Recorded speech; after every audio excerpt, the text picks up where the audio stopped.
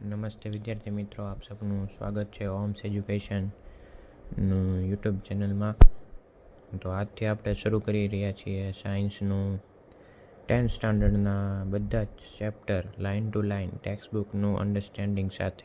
તો આપણે સૌ સાથે જોડાઈએ અને ચાલો આપણે 10માનું રિઝલ્ટ સુધારીએ. સારી રીતે લાઇન ટુ લાઇન આપણે એક્સપ્લેનેશન કરશું. તો આપ સૌનું સ્વાગત છે અને આજથી જોડાઈ જઈએ હોમ્સ એજ્યુકેશન સાથે.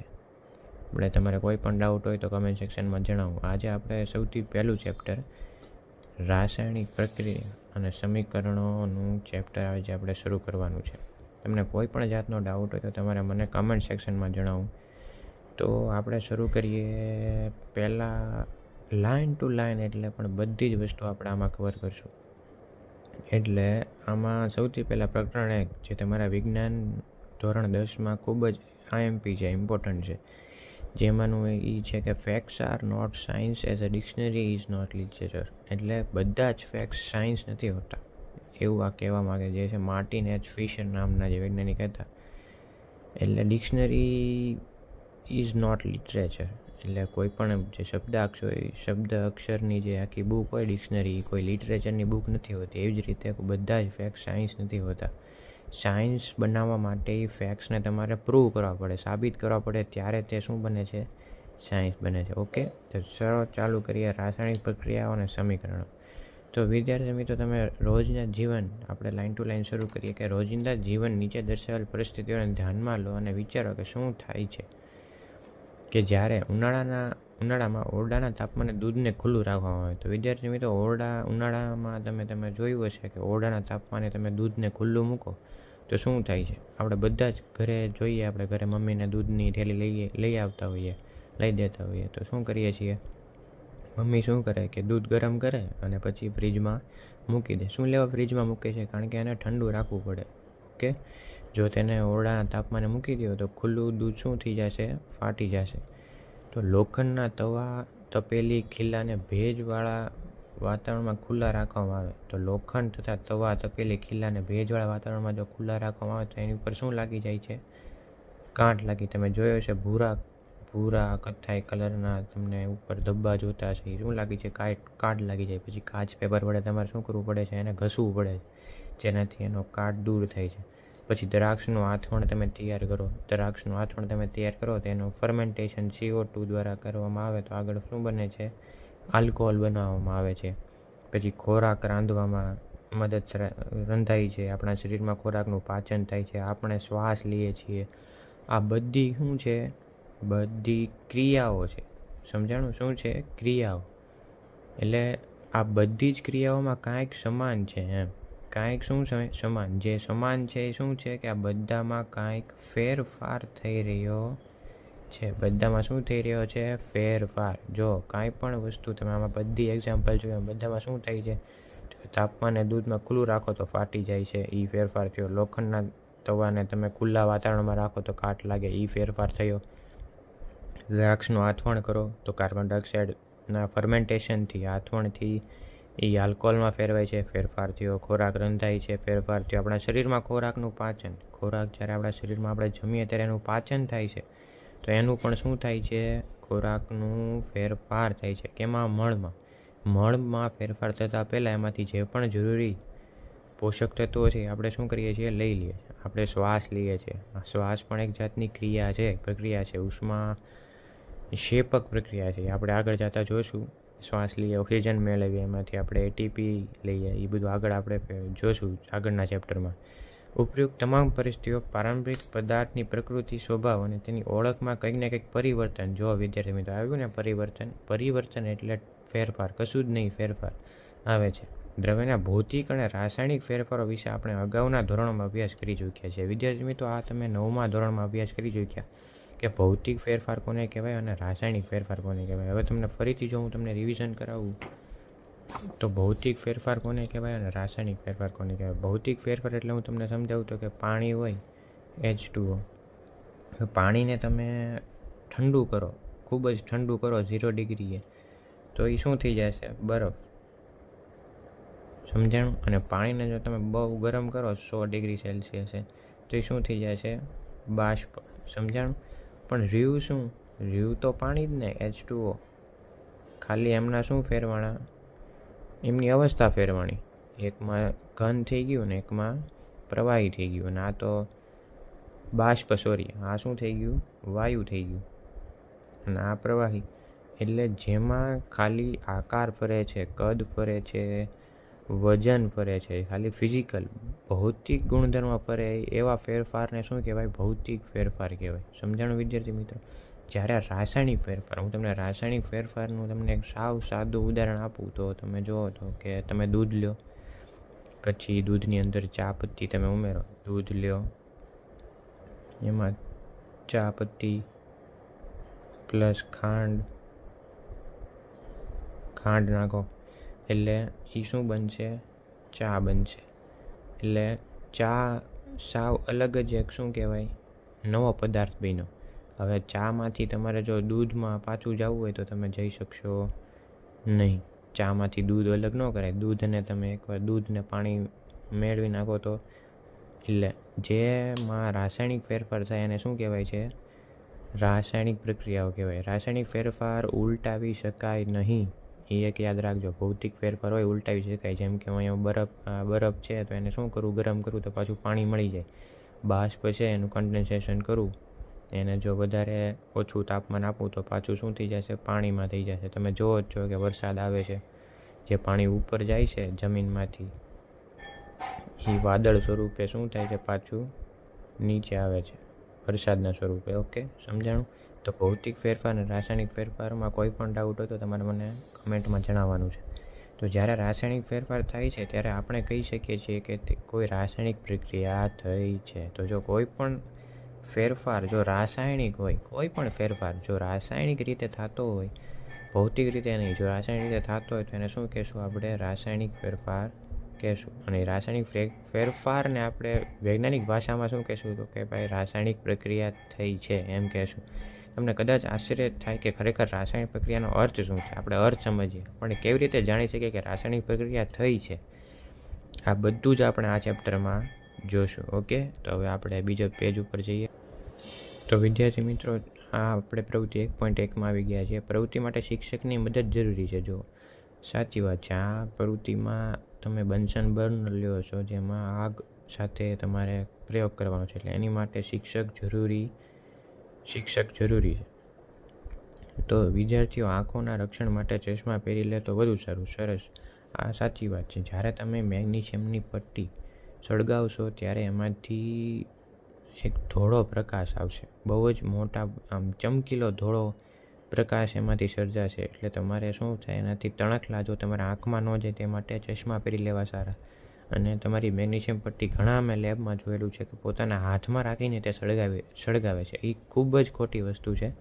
જો તમારે એવી રીતે, એ ખોટી રીત છે. તમારે શું કરવું જોઈએ? એને એક હોલ્ડર વડે કે ચીપિયા વડે તમે એને હોલ્ડ કરો અને બન્સન બર્નર ઉપર તમે આગમાં એને રાખો, એટલે શાંતિથી તમારી રિએક્શન થશે.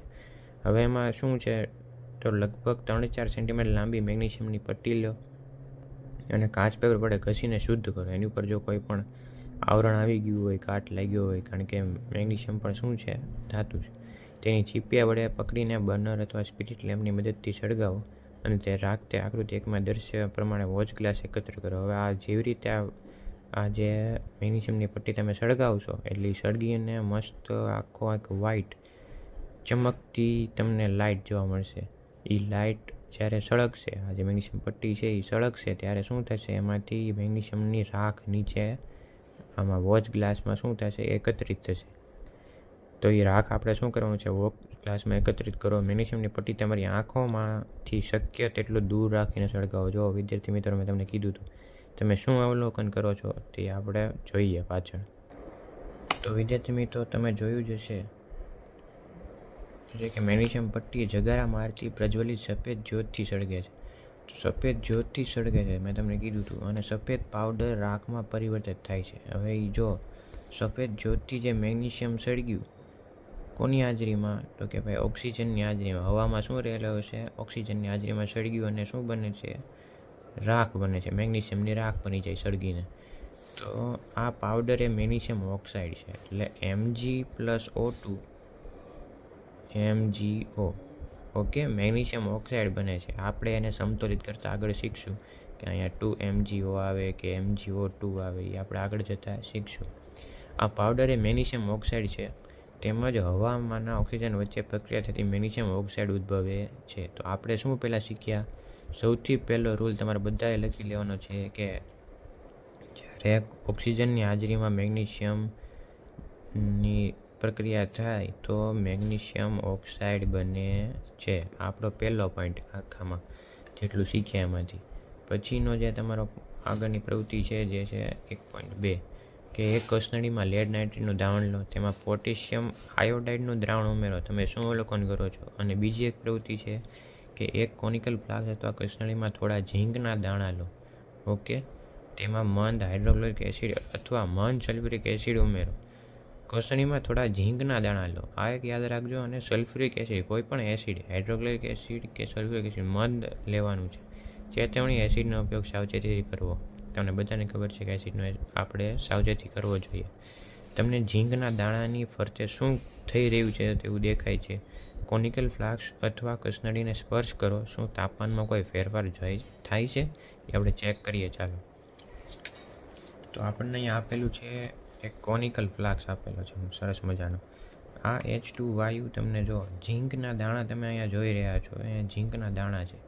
એમાં તમે જેવું જ સલ્ફ્યુરિક એસિડ એડ કરશો એટલે કઈ પ્રક્રિયા થશે? હવે તમે જો લખી શકો છો કે ઝીંક પ્લસ આપણે HCl લઈએ. ચાલો, હાઇડ્રોક્લોરિક એસિડ એટલે ઝીંક અને ક્લોરાઇડ ZnCl બનશે અને પ્લસ H2 વાયુ એ છે ને એ ઉદ્ભવશે, બહાર આવશે. એટલે આ H2 વાયુ છે અહીંયાથી શું થશે? ઝીંક ક્લોરાઇડ બનશે. ઝીંક ક્લોરાઇડ બન્યો, સાથે સાથે અહીંયાથી જે H2 વાયુ હતો એ શું થયો? એ બહાર આવશે, જે આપણને અહીંયા H2 વાયુ બહાર આવતા દેખાશે.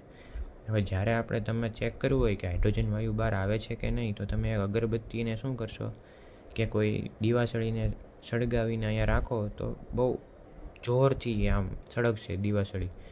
તમને ખબર પડશે કે હાઇડ્રોજન કેવો ગેસ છે? ફ્લેમેબલ ગેસ છે, તરત જ આગ પકડી લેવો ગેસ છે. ઓકે, તો આપણે આ પ્રવૃત્તિ જોઈ લઈએ કે ઉપરોક્ત પ્રવૃત્તિમાં આધારે આપણે કહી શકીએ છીએ કે નીચે દર્શાવેલ અવલોકન પૈકી કોઈ પણ અવલોકન જોવા મળે તો રાસાયણિક પ્રક્રિયા થઈ છે તે નક્કી કરી શકાય છે.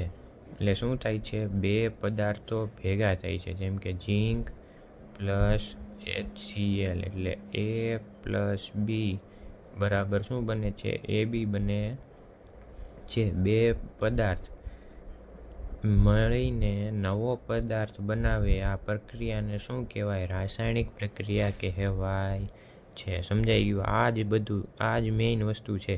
આ જ તમારે શીખી લેવાનું છે કે A પ્લસ B બે મળીને શું બનાવે છે? AB બનાવે છે. જેમાં A અને B જે ડાબી બાજુ છે, જે પ્રક્રિયામાં ભાગ લે છે એને શું કહેવાય છે? પ્રક્રિયક કહેવાય છે. લખવું હોય તો લખી લેજો, પ્રક્રિયક કહેવાય છે. અને જે પ્રક્રિયકો મળીને શું બનાવે છે? જે જમણી બાજુ તમને મળે એને શું કહેવાય? નિપજ કહેવાય છે. ઓકે, ડાબી બાજુ જે પ્રક્રિયામાં ભાગ લે એને શું કહેવાય? પ્રક્રિયકો કહેવાય. અને જે પ્રક્રિયકો મળીને રાસાયણિક પ્રક્રિયા કરીને જે તમને પ્રોડક્ટ આપે છે એને શું કહેવાય છે? નિપજ કહેવાય છે. તો રાસાયણિક પ્રક્રિયામાં થાય છે શું? અવસ્થામાં પરિવર્તન થાય છે. જો વિદ્યાર્થી મિત્રો, રંગમાં પરિવર્તન પણ થાય છે, વાયુનો ઉદ્ભવ થાય છે, તાપમાનમાં પણ પરિવર્તન થાય છે. આ બધું જ રાસાયણિક પ્રક્રિયામાં થાય છે. તમને રાસાયણિક પ્રક્રિયા એટલે એક નવો જ પદાર્થ કે જેના ગુણધર્મો પ્રક્રિયકો કરતાં અલગ હોય. નિપજના ગુણધર્મો પ્રક્રિયકો કરતાં તદ્દન અલગ હોય છે. એટલે એ એક ધ્યાન રાખવું. જ્યારે ભૌતિકમાં શું હોય છે? કોઈ પણ જાતના ગુણધર્મો અલગ હોતા નથી. પાણી જ રહે છે, પછી બરફ હોય કે બાષ્પ હોય, પાણી તો પાણી જ રહેવાનું. પણ પ્રક્રિયકો શું થાય છે? ઝીંક શું બની જાય છે? અહીંયા ZnCl બની જાય છે. જો વિદ્યાર્થી મિત્રો, ઝીંક અહીંયા હતો, એ પ્રક્રિયા થઈ પછી શું બની ગયો? ઝીંક ક્લોરાઇડ બની ગયો છે. એટલે એના રંગમાં પણ પરિવર્તન થશે અને બધી રીતે એનું કેમિકલ પ્રોપર્ટીઝ, ગુણધર્મો પણ બદલાઈ જાય છે. જો આપણે આપણી આસપાસ થતા ફેરફારોનું અવલોકન કરીએ તો આપણે જાણવા મળશે કે આપણી આસપાસ અનેક જુદા જુદા પ્રકારની રાસાયણિક પ્રક્રિયાઓ થતી હોય છે. આ પ્રકરણમાં આપણે જુદા જુદા પ્રકારની રાસાયણિક પ્રક્રિયાઓ અને તેઓના સાંકેતિક નિરૂપણ વિશે અભ્યાસ કરીશું. તો બધું જ આપણે રાસાયણિક પ્રક્રિયા, આપણી આજુબાજુ ઘણી બધી રાસાયણિક પ્રક્રિયાઓ થતી હોય છે. જેમ કે આપણે ઉદાહરણ લઈએ કે આપણે ઘરે કપડાં ધોતા હોઈએ ત્યારે પણ સાબુનું એ પણ એક રાસાયણ છે. દૂધનું ફાટવું, તમે લીંબુનું 2 ટીપા નાખો દૂધમાં તો દૂધ શું થઈ જાય છે? ફાટી જાય છે. તો વિદ્યાર્થી મિત્રો પાછા ઘરે જઈને લીંબુનું ટીપા ન નાખી દેતા હો દૂધમાં. બાકી તમારા મમ્મી તમને સરસ મજાના 2 ધબ્બા મારશે. એટલે મેં કીધું એટલે તમારે લીંબુના 2 ટીપા જો તમારે પ્રયોગ કરવો હોય તો થોડુંક દૂધ લેશો નાની વાટકીમાં, અને એમાં જો 2 લીંબુના ટીપા નાખશો તો શું થશે? દૂધ ફાટી જશે. આખું દૂધ ફાડી નાખવાનું નથી હો, ધ્યાન રાખજો. ખાલી થોડું આમ તો દૂધ લેજો. બધું ફાડી નાખશો તો પછી ઘરે ચા કેમ બનશે? એટલે ધ્યાન રાખજો થોડુંક. હાલો પાછા અવતરીએ. રાસાયણિક સમીકરણો. પ્રવૃત્તિ 1.1માં વર્ણન મુજબ થઈ શકે છે. જ્યારે મેગ્નેશિયમની પટ્ટી હવામાં સરકે છે ત્યારે મેગ્નેશિયમ ઓક્સાઇડ રૂપાંતરિત થાય છે. આપણે જોયું હતું કે મેગ્નેશિયમ પટ્ટી જ્યારે સળગતી હતી હવાના હાજરીમાં ત્યારે શું થતું હતું? મેગ્નેશિયમ ઓક્સાઇડ બનતું હતું. તો આ એક અંડરલાઇન કરી લેજો. હવામાં સરકે છે ત્યારે મેગ્નેશિયમ ઓક્સાઇડ રૂપાંતરિત થાય છે. જો આ રાસાયણિક પ્રક્રિયા વાક્ય સ્વરૂપે વર્ણન ઘણું લાંબુ થઈ જાય. હવે તમે બધું જ તે આવું રીતે કહો કે ભાઈ દૂધમાં લીંબુ નાખ્યું, ધીમે ધીમે દૂધ ફાટ્યું, તો આવું બોલવાનું જાઓ તો બહુ વાર લાગે. પેપરમાં પૂછ્યું હોય તો તમે તો એમ કહો કે તમે ઘણા વિદ્યાર્થી એવા હોય કે શું કહેતા હોય કે ભાઈ સાહેબ સવારે હું ઉઠ્યો, સવારે ઉઠીને મેં શું કર્યું? સાહેબ મેં દૂધ લીધું, પછી મેં લીંબુ ગોત્યું, પછી મેં લીંબુ કાપ્યું, પછી લીંબાના 2 ટીપા નાખ્યા. તો એવી રીતે ન લખવાનું હોય, સંક્ષિપ્ત સ્વરૂપે લખવાનું હોય. તરત પતાવવાની હોય કે ભાઈ રાસાયણિક પ્રક્રિયા શું થઈ, તરત જણાવો મને. એમ આવું બધું બીજું બધું લખવાના કારણે આમ કરવા માટેનો સૌથી સરળ માર્ગ એ છે કે તેને શાબ્દિક સમીકરણમાં સ્વરૂપમાં લખવાનું શું છે? તમને દૂધ પ્લસ લીંબુ, દૂધનું શું થઈ જાય છે? ફેટી એસિડ, ફેટ બનીને ફાટી જાય છે. એટલે આવી રીતે લખો એટલે તમને ખબર પડી જાય. કોઈ પણ તમારા ટીચર હોય કે ભાઈ આણે શું કર્યું છે? દૂધ લીધું છે અને એમાં લીંબુ નાખ્યું છે અને એને શું કર્યું છે? ફાડી નાખ્યું છે દૂધને. બસ આવી રીતે લખો તો સાહેબને ખબર પડી જાય. એમાં સાહેબને આખું વર્ણન કરવાની જરૂર નથી. એટલે મેગ્નેશિયમની જે આપણે પ્રક્રિયા હતી એ આવી રીતે લખી શકીએ કે magnesium plus oxygen, magnesium oxide. મેં તમને અગાઉ પણ જણાવ્યું હતું કે આ બાજુ જે ડાબી બાજુ એને શું કહેવાય છે? પ્રક્રિયકો. અને જે જમણી બાજુ એને શું કહેવાય છે? નિપજો. તો પ્રક્રિયા 1.1માં દર્શાવેલા અને રાસાયણિક ફેરફાર અનુભવતા પદાર્થો મેગ્નેશિયમ અને ઓક્સિજન પ્રક્રિયકો છે. આ પ્રક્રિયા દરમિયાન નવો ઉત્પન્ન થતો પદાર્થ. જો વિદ્યાર્થી મિત્રો, નવો ઉત્પન્ન થતો પદાર્થ મેગ્નેશિયમ ઓક્સાઇડ નિપજ છે. શાબ્દિક સમીકરણ પ્રક્રિયકો અને નિપજો વચ્ચે તીરની નિશાની દ્વારા પ્રક્રિયા. આ જે તીરની નિશાની છે ને વિદ્યાર્થી મિત્રો, પ્રક્રિયકોથી નિપજ જવા માટે જે દર્શાવવામાં આવે છે કે ભાઈ આ 2 મળ્યા અને આ મળ્યું, તો એને તીરની નિશાની દ્વારા દર્શાવવામાં આવે છે. ડાબી LHS તેમની વચ્ચે પ્લસનો ચિહ્ન. એટલે જ્યારે 2 રિએક્શન જેની વચ્ચે પ્રક્રિયા થતી હોય એની વચ્ચે શું કરવાનું છે? તમારે સરવાળાની નિશાની કરવાની છે.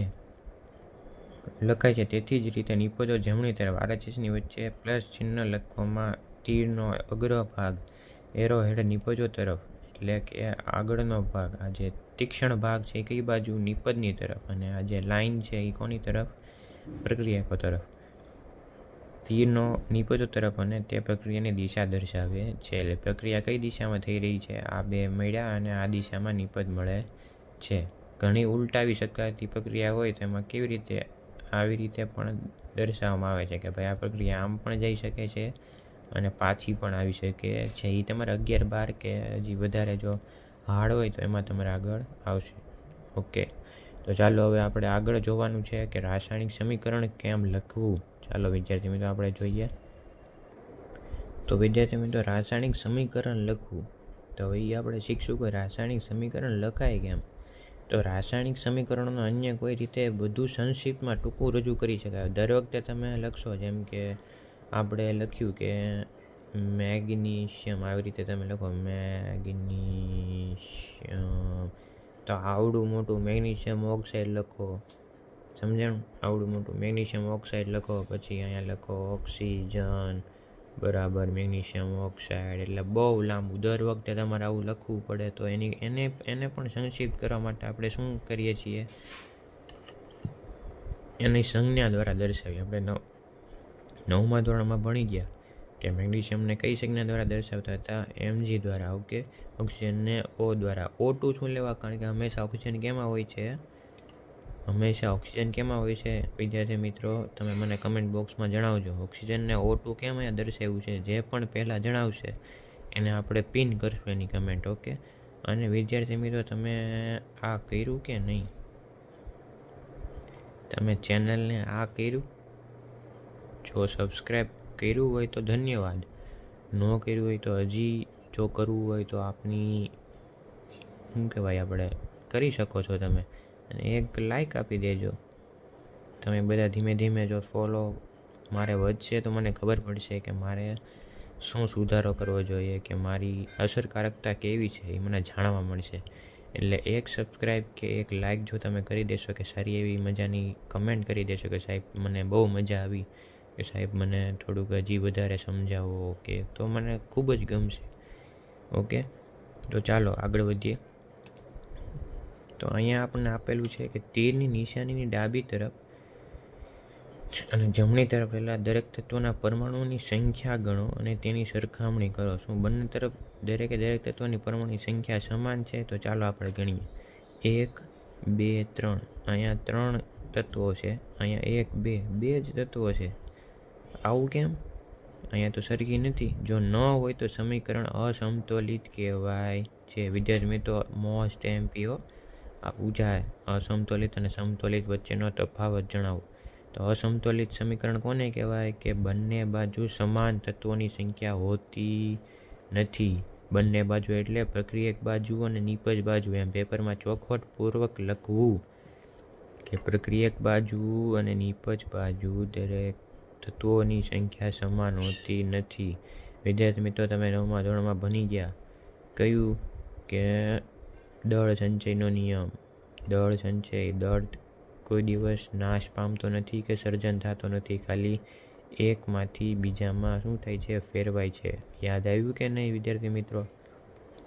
ઓકે, કારણ કે સમીકરણની બંને તરફ દળ સમાન નથી. આ પ્રકાર રાસાયણિક સમીકરણની પ્રક્રિયા માટેનું માળખાકીય રાસાયણિક સમીકરણ કહેવાય છે. તો આ ખાલી કેવું છે? માળખાકીય છે, સમતોલિત નથી. ઓકે, મેગ્નેશિયમ હવામાં સળગવાની પ્રક્રિયા માટેનું માળખાકીય રાસાયણિક સમીકરણ છે. તો આ રાસાયણિક સમીકરણ કેવું છે? માળખાકીય છે, ખાલી દર્શાવવા માટે. ઓકે, તો બેલેન્સ્ડ કેમિકલ ઇક્વેશન કેવી રીતે લખવું? વિદ્યાર્થી મિત્રો, આ એક તમારા બધામાં બહુ જ મોટો પ્રોબ્લેમ છે. બધાને સમતોલિત કરતા નથી આવડતું. તો આજે એક બહુ જ જોરદાર ટ્રીક અને ઇઝી ટ્રીક લઈને હું આવ્યો છું, તમને બધાને સમજાઈ જશે. તો ધોરણ 9માં તમે શીખી ગયા કે દળ સંચય નિયમ. જો વિદ્યાર્થી મિત્રો આવ્યો હો દળ સંચયનો નિયમ, પાસે ધીમે ધીમે યાદ કરો. કોઈ પણ રાસાયણિક પ્રક્રિયાનું દળનું સર્જન થતું નથી કે તેનો વિનાશ થતો નથી. એટલે કોઈ પણ દળમાં દળ તથા, જો બે વસ્તુ યાદ રાખવાની વિદ્યાર્થી મિત્રો, દળનો કોઈ દળ તથા ઉર્જા, આ બંનેનો કોઈ દિવસ સર્જન ન થાય, વિનાશ ન થાય. સમજણ વિદ્યાર્થી મિત્રો? એ ખાલી એક ફોર્મમાંથી બીજા ફોર્મમાં રૂપાંતરિત થાય. આટલું ક્લિયર રાખજો. દળ અને ઉર્જા, દળ સંચયનો નિયમ અને ઉર્જા સંગ્રહ, આપણે જે ઉર્જા એનર્જીનો પણ નિયમ છે, જે છે એકમાંથી બીજામાં રૂપાંતરિત થાય. કોઈ દિવસ નવી ઉર્જા બનતી નથી કે એનો નાશ ન પામી શકે ઉર્જાનો.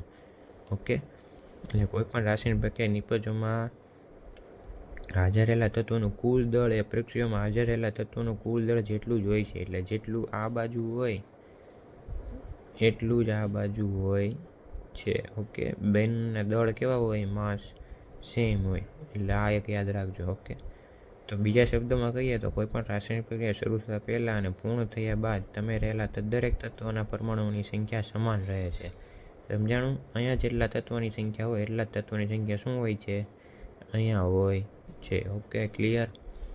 શું રાસાયણિક સમીકરણ 1.2 એ સમતોલિત છે? ચાલો આપણે રાસાયણિક સમીકરણની તબક્કાવાર સમતોલિત કરતા શીખીએ. તો આપણે હવે શું કરશું? રાસાયણિક સમીકરણને સમતોલિત કરતા શીખશું. તો તો zinc sulphuric acid, zinc sulphate, hydrogen sulphide, zinc H2SO4, ZnSO4H2. અહીંયા તમે જોઈ શકો છો ઝીંકનો અહીંયા કેટલા છે, અહીંયા 1 છે.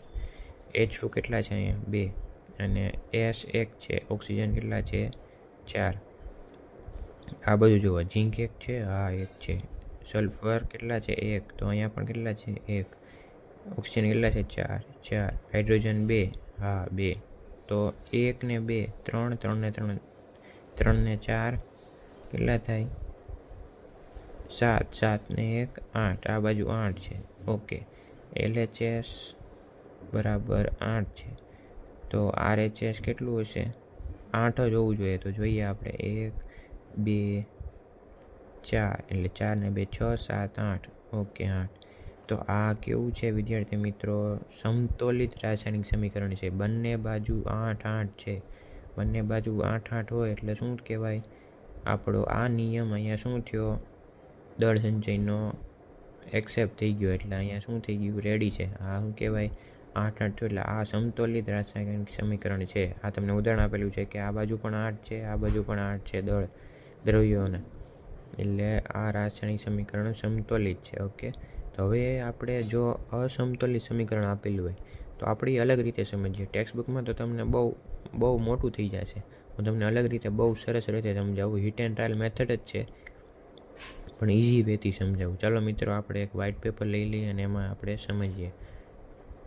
ચાલો વિદ્યાર્થી મિત્રો, તો આપણે શીખવાનું છે કે હવે આ જો તમને પહેલાં સ્ટેપ શીખવાડી દઉં કે કોઈ પણ રાસાયણિક પ્રક્રિયા સમતોલિત છે કે નહીં. ચેક કેમ કરવું, રાસાયણિક સમીકરણ સમતોલિત છે કે નહીં એ ચેક કેમ કરવું. તો ચાલો ચેક કરીએ. અહીં Fe 1 છે, હાઇડ્રોજન 2 છે, અને ઓક્સિજન કેટલા છે, 1. અહીં Fe 3 છે, Fe અહીંયા 3 થયા, તો અહીંયા 1 જ છે. તો સમજાણું તમને વિદ્યાર્થી મિત્રો. આ બાજુ જેટલા Fe છે એટલા આ બાજુ છે નહીં. તોય આપણે આગળ વધીએ. ચાલો, ઓક્સિજન કેટલા છે, 4. હાઇડ્રોજન કેટલા છે, 2. તો 3, 4, 4 ને 3, 7, 8, 9. આ બાજુ 9 છે.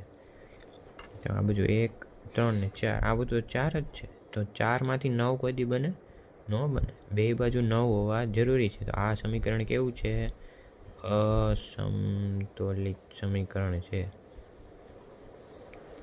સમજાણો મિત્રો. હવે આને આપણે કેમાં ફેરવશું, સમતોલિતમાં. ઓકે, તો વિદ્યાર્થી મિત્રો, હવે ફર્સ્ટ રૂલ છે કે તમને જે પણ સૌથી મોટો દેખાતો હોય ને તત્વ એને પકડવાનો અને એનાથી શરૂઆત કરવાની. તો આમાં સૌથી વધારે તત્વ ધરાવતો કયો સંયોજન છે, તો જોઈએ. આમાં 1 જ છે, આમાં 2 ને 3 જ છે, આમાં 2 છે, ને આમાં 3 ને 4, 7 છે. એટલે આને પકડો. આમાં આ ભાઈને ઉપાડો કે ભાઈ હાલો તમે આવી જાઓ. તો Fe3 ને લેવાનું. એમાં Fe ને પહેલાં આપણે લઈએ તો જોઈએ. એમાં ઓક્સિજન ને 4 છે. હવે આપણે શું કરવાનું છે, સિમ્પલ ધ્યાન રાખજો વિદ્યાર્થી મિત્રો, ટેબલ બનાવવાનું છે બધા તત્વોનું. એમાં લેફ્ટ સાઈડ અને રાઈટ સાઈડ આવું બનાવવાનું. એક ઓક્સિજનનું બનાવો, પછી એક આયરનનું બનાવો, Feનું બનાવો. Left side, right side. Left side એટલે શું થયું વિદ્યાર્થી મિત્રો, અહીંયા લખી નાખું છું. લેફ્ટ સાઈડ એટલે પ્રક્રિયક સાઈડ, પ્રક્રિયક બાજુ. અને R એટલે નિપજ બાજુ. ઓકે, પછી શું થયું, ઓક્સિજનનું થઈ ગયું. પછી આપણે શું કરશું, હાઇડ્રોજનનું લઈએ. હાઇડ્રોજન ભાઈ બાજુ રહી ગયા. તો રાઈટ સાઈડ અને લેફ્ટ સાઈડ અને રાઈટ સાઈડ. હાલો, હાઇડ્રોજન આવી ગયા. હવે જોઈએ ઓક્સિજન. ઓક્સિજન ભાઈ રાઈટ સાઈડ કેટલા છે, 4 છે. જ્યારે ઓક્સિજન ભાઈ અહીંયા કેટલા છે, ખાલી એકડો 1 જ છે. બોલો, આ બધું 4, 4 છે, અને આ બાજુ કેટલા છે, 1 જ છે. ચાલો વિદ્યાર્થી મિત્રો, તો હવે મારે જો આ એક ઓક્સિજનને 4માં બદલવું તો 1ને કેના વડે ગુણું, તો 4 થઈ જાય. તો 4 વડે ગુણું તો 1 થઈ જાય. તો રાઈટ સાઈડ આપણે શું કરશું, 4 વડે ગુણશું. ઓકે, એટલે 4 ઓક્સિજન થઈ ગયા. રેડી, અહીંયા 4 ઓક્સિજન થઈ ગયા. હવે જોઈએ Feને પકડી. Fe અહીંયા 3 છે. રાઈટ સાઈડ કેટલા છે, Fe 3 છે. તો અહીંયા રાઈટ સાઈડ 3 લખો. નીપજ બાજુ 3 લખી નાખ્યા. હવે લેફ્ટ સાઈડ આવો. Fe કેટલા છે, 1 જ છે. 1 જ Fe છે. તો અહીંયા મારે કેટલા વડે ગુણીશ, વિદ્યાર્થી મિત્રો 3 વડે ગુણ્યા તો થઈ ગયા બે બાજુ સમાન. અહીંયા 3 વડે ગુણ નાખો. જો 3 Fe અહીંયા, 3 Fe અહીંયા, 4 હાઇડ્રોજન, 4 ઓક્સિજન અહીંયા, 4 ઓક્સિજન અહીંયા 4 ન કરતા હો પાછા. જોજો સહગુણક આગળ જ હોય હંમેશા. પછી હાઇડ્રોજન ઉપાડો. હાલો રાઈટ સાઈડ કેટલા છે? 2. અને અહીંયા હાઇડ્રોજન જો વિદ્યાર્થી મિત્રો કેટલા છે? 2 ચોખ્ખું ને 8 હાઇડ્રોજન. ઓય બાપા, 8 હાઇડ્રોજન છે ભાઈ. આ બાજુ કેટલા થઈ ગયા? હવે આપણે અહીંયા ઓક્સિજન સાથે 4 ગુણ્યા તો આની સાથે પણ 4 ગુણવા પડે. તો હાઇડ્રોજન કેટલા થઈ ગયા? 8 થઈ ગયા વિદ્યાર્થી મિત્રો. તો હવે મારે આ 2 ને જો મારે 8માં ફેરવવા હોય તો કેને વડે ગુણીશ? વેરી ગુડ વિદ્યાર્થી મિત્રો. 2 ચોખ્ખું ને 8. તો અહીંયા આપણે શું લખશું? 4. સમજાઈ ગયું વિદ્યાર્થી મિત્રો. તો હવે સમતોલિત રાસાયણિક સમીકરણ કેવી રીતે લખશું? તો 3Fe પ્લસ 4H2O, અને આપણે જે ફેરફાર કર્યો એ બધું લખી નાખવાનો વિડીયો, સિમ્પલ. અને Fe3O4. હવે એ વસ્તુ યાદ રાખજો કે જેને આપણે પકડ્યો હતા ને, જેને આપણે સૌથી પહેલાં ઉપડ્યા હતા એમને એમ જ રહે, સમજણ? અને પ્લસ 4H2. હવે ગણો વિદ્યાર્થી મિત્રો. અહીંયા છે 3 Fe, આ 8 ને પ્લસ ઓક્સિજન પણ કેટલા? 4 પ્લસ Fe3 કેટલા છે? અહીંયા 3 પ્લસ આ કેટલા? 4 પ્લસ આ પણ કેટલા? 8. ગણી જો વિદ્યાર્થી મિત્રો. 4 3 12 પ્લસ 3 સોરી 8 પ્લસ 4 કેટલા થાય? 8 ને 4 સાચી વાત છે 12 જ થાય. 12 પ્લસ 3 એટલે 12 પ્લસ 3 કરો એટલે 13 14 ને 15. આ બાજુ 15. હવે આ બાજુ ગણો. 8 ને 4 12 પ્લસ 3 15. રેડી? જો આ બાજુ 15 અને આ બાજુ પણ કેટલા? 15. એટલે LHS બરાબર RHS થઈ ગયું વિદ્યાર્થી મિત્રો. એટલે આ થયું આપણું સમતોલિત રાસાયણિક સમીકરણ. આ રાસાયણિક સમીકરણ કેવું થયું? સમતોલિત રાસાયણિક સમીકરણ. વિદ્યાર્થી મિત્રો, આને તમારે વધારે એક્ઝામ્પલ જોતા હોય તો મને કમેન્ટમાં મને કહેજો, તો હું તમને આના વધારે એક્ઝામ્પલ હું તમને શું કરીશ? શીખવાડી દઈશ આપણે. ઓકે, તો આ થયું આખું હીટ એન્ડ ટ્રાયલ મેથડ. વિદ્યાર્થી મિત્રો, આ કઈ મેથડ થઈ? હીટ એન્ડ ટ્રાયલ મેથડ થઈ. આવી રીતે ટેબલ બનાવવાનું અને પછી મૂકતા જવાનું. ઓકે, જેને શું કહેવાય, રીઝનિંગ જેની બહુ સારી હોય એને પણ આ બહુ સહેલું છે. ઓકે, તો વિદ્યાર્થી મિત્રો, આપણું heat and trial method complete થઈ ગયું છે. હવે ડાયરેક્ટ આપણે એક પેજ આખું આપણું પૂરું થઈ ગયું. તમને ખબર પણ નહીં હોય, આપણું એક પેજ આખું ટેક્સ્ટ બુકનું પતી ગયું છે. ઓકે, હવે આપણે આગળ વધીએ. ચાલો.